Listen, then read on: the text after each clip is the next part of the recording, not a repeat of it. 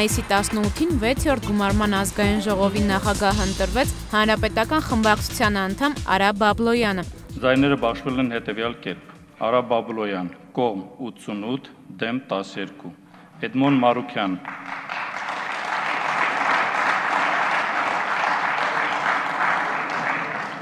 կողմ 12, դեմ 88։ Այսպիսով Հայաստանի Հանրապետության ազգային ժողովի նախագահ է ընտրվում Արա Բաբլոյանը։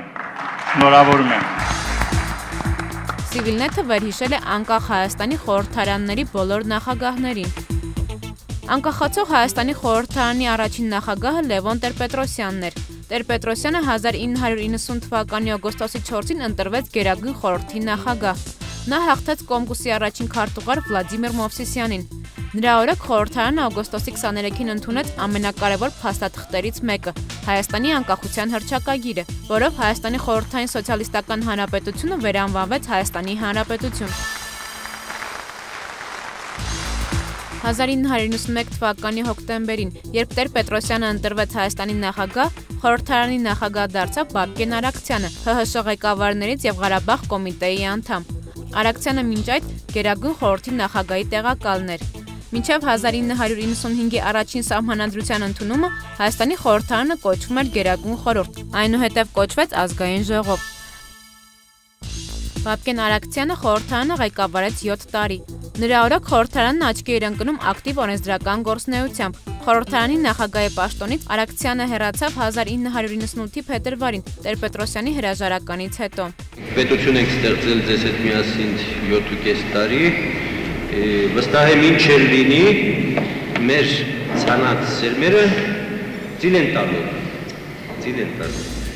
Արաքցյանին փոխարինեց նախկին կոմունիստ, նախկին ՀՀՇ-ական, այժմ արդեն հանրապետական Խոսրով Հարությունյանը, որը 1992-ից 93 թվականները զբաղեցրել էր վարչապետի պաշտոնը։ Հարությունյանը այժմ նախագահի պաշտոնը զբաղեցրեց 1 տարի։ Այդ շրջանում ազգային ժողովն անցումային փուլում էր, երբ ՀՀՇ-ական խորհրդարանը վերածվեց, այսպես ասած, երկրապահականի։ Ես ամեն ինչ կանեմ, որ հանիրավի ազգային ժողովը չլուծարվի, այսա կանեմ, այդա խոստանում։ Հարությունյանին փոխարինեց նախկինում կոմունիստական Հայաստանի առաջնորդ, իսկ անկախությունից հետո Հայաստանի ժողովրդական կուսակցության հիմնադիր Կարեն Դեմիրճյանը։ Դեմիրճյանը վերադարձավ այն շենք, որտեղից հեռացել էր տարիներ առաջ։ ԽՍՀՄ շրջանում խորհրդարանի շենքը Կոմկուսի շենքն էր։ Դեմիրճյանին սակայն կարճ ժամանակ էր վիճակված այս պաշտոնում մնալու։ 1999 թվականի հոկտեմբերի 27-ին խորհրդարանում տեղի ունեցած ահաբեկչության ժամանակ 7 այլ գործիչների հետ սպանվեց նաև Կարեն Դեմիրճյանը։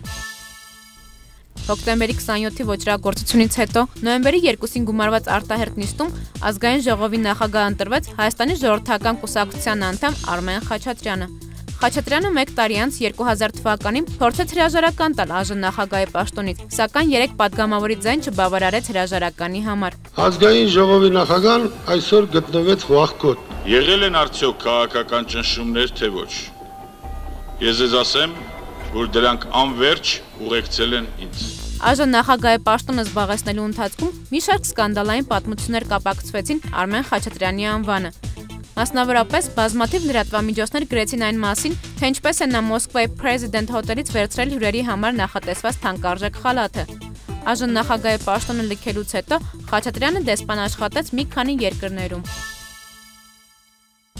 2003 թվականի հունիսի 12-ին երրորդ գումարման ազգային ժողովի նախագահ ընտրվեց օրինաց երկիր կուսակցության հիմնադիր Արթուր Բաղդասարյանը։ Մինչ այդ Բաղդասարյանը ԱԺ падգամավոր էր, ՕԵԿ խմբակցության ղեկավարը։ 2006 թվականի մայիսի 22-ին Բաղդասարյանը հրաժարական ներկայացրեց նախագահ Ռոբերտ Քոչարյանի հետ տեղի ունեցած հակասությունների պատճառով։ Բաղդասարյանին փոխարինեց նախկինում ԱԺ նախագահի տեղակալի պաշտոնը զբաղեցնող Հանրապետական կուսակցության անդամ Տիգրան Թորոսյանը։ Վերջինս 2007-ի մայիսի 12-ին վերընտրվեց 4-րդ գումարման ազգային ժողովի նախագահ։ 2008-ին խոսակցություններ սկսվեցին, որ նրան այդ պաշտոնում փոխարինելու է Հովիկ Աբրահամյանը։ Թորոսյանը հրապարակայնորեն հրաժարվում էր լքել պաշտոնը։ Հանրապետական կուսակցությունը պարտադրեց նրա հրաժարականը, տեղն ազատելով Հովիկ Աբրահամյանի համար։ Թորոսյանը 2008-ի սեպտեմբերի 26-ին պաշտոնից հեռացավ։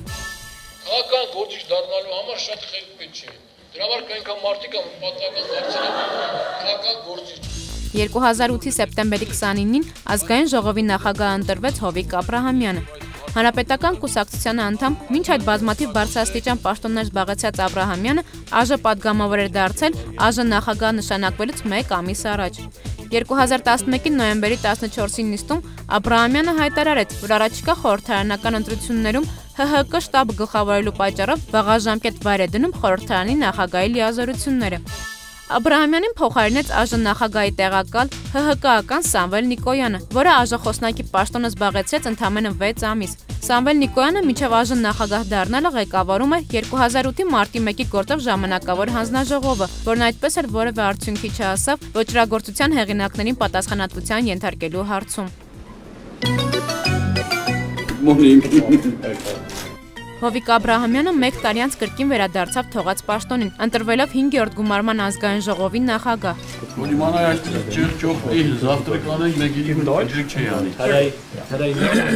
Այս շրջանում լրատվամիջոցները բազմաթիվ բացահայտումներ արեցին Աբրահամյանի բիզնեսների հարստության մասին, որոնք սահմաններ չունեն։